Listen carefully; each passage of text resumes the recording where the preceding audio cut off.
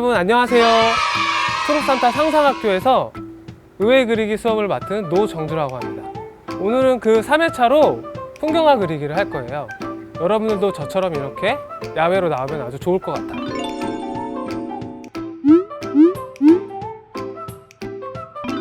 고깔을 어떻게 사용할까요? 여러분들 보통 생일날 고깔을 쓰게 되는데 고깔은 보통 이렇게 착용을 하죠.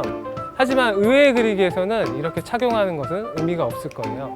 여러분들은 이 고깔을 이렇게 눈을 가리게 앞으로 착용을 하게 될 겁니다. 자, 오늘 선생님은 이 앞쪽에 보이는 풍경을 그리려고 해요. 여러분들도 앞쪽에 보이는 풍경을 유심히 바라보고 한번 고깔을 쓰기 전에 상상해 보면 좋을 것 같아요. 자, 그럼 이제부터 고깔을 쓰고 그림을 한번 그려볼까요? 자, 그 고깔을 쓰게 되면 사실 어떤 색을 사용해야 할지 잘 보이지 않을 거예요. 그래서 여러분들이 펜을 고를 때도 아주 신중하게 열심히 골라주면 좋을 것 같고요. 그렇다고 해서 색이 틀렸거나 안 맞는다고 해서 꼭 잘못된 건 아니니까 여러분들이 그런 것들을 상기하면서 그림을 그려주면 아주 좋을 것 같습니다. 자, 일단은 선생님은 앞에 배경에 농구 골대가 보여요. 그래서 농구 골대를 일단 그려보려고 해요. 자, 농구 골대가 네, 이렇게 있는 것 같은데 종이를 가지고 농구 골대를 그려볼게요. 농구 골대. 그리기 굉장히 어렵지만 농구 골대를 그려보도록 하겠습니다. 농구 골대를 이렇게 그리고 있습니다. 네. 그런 다음에 골대는 보통 빨간색인 경우가 많아요. 그래서 선생님은 빨간색을 사용해서 골대에 링을 그릴 겁니다. 빨간색일 것 같은데 이 색으로 골대 링을 그려볼게요. 자,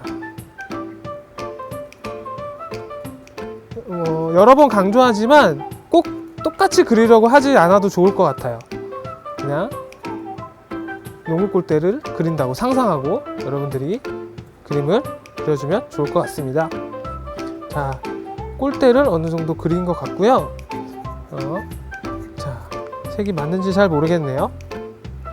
그 다음에는 골대 밑으로 수풀이 우거져 있어요. 그래서 선생님은 이번에는 수풀을 한번 우거진 수풀을 그려보도록 할게요. 수풀 쪽은 굵은 쪽이면 좋겠네요. 자, 골대 아래쪽으로 수풀을 그려보도록 하겠습니다.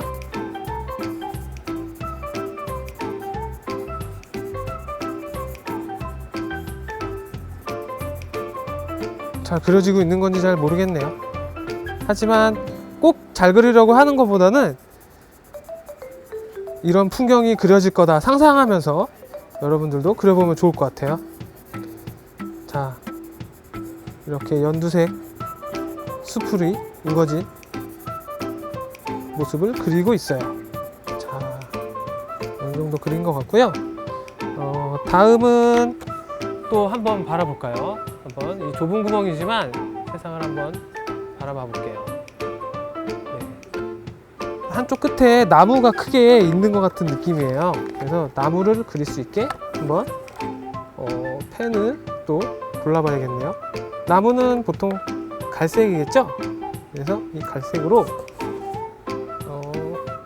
수풀 끝에 큰 나무가 있는 거를 그려보려고 해요.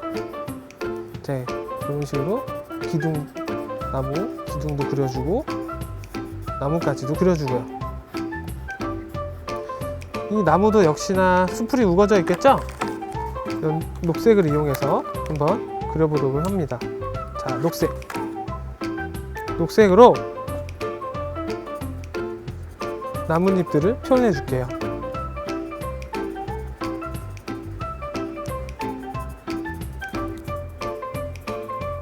여러분, 이거를 혼자 하면은 재미가 없을 것 같아요. 그래서 아빠나 엄마와 같이 있다면은 아빠와 엄마와 같이 그려보는 것도 좋을 것 같으니까 아빠, 엄마와 함께 고깔을 쓰고 한번 풍경화를 그려보도록 하세요.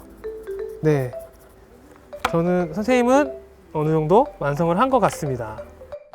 자, 이렇게 완성이 되었습니다. 여러분들은 어떻게 그렸을지 참 궁금한데요. 그 작은 고가를 통해서 세상을 바라보기 때문에 그림을 그리기가 굉장히 어려웠을 거예요. 그래서 꼭 똑같이 그리려고 한다거나 잘 그리는 거를 보여주려고 하기보다는 그림 그리는 것에 집중할 수 있는 시간이었으면 좋겠어요. 그리고 선생님은 이렇게 촬영을 해야 돼가지고 책상을 준비했지만 여러분들은 밖에 나가면 책상이 없잖아요. 그러니까 바닥에 놓고 그림을 그린다든지 손바닥 위에 올려놓고 그림을 그려도 괜찮습니다. 그림을 그리는데 집중할 수 있도록 노력해봐요. 여러분들의 그림을 꼭 카카오톡에 올려주셨으면 좋겠어요. 카카오톡에 올린 그림을 여러분의 친구들과 함께 공유할 수 있는 시간이 될 거니까요. 자, 그러면 다음 시간에 만나요. 안녕.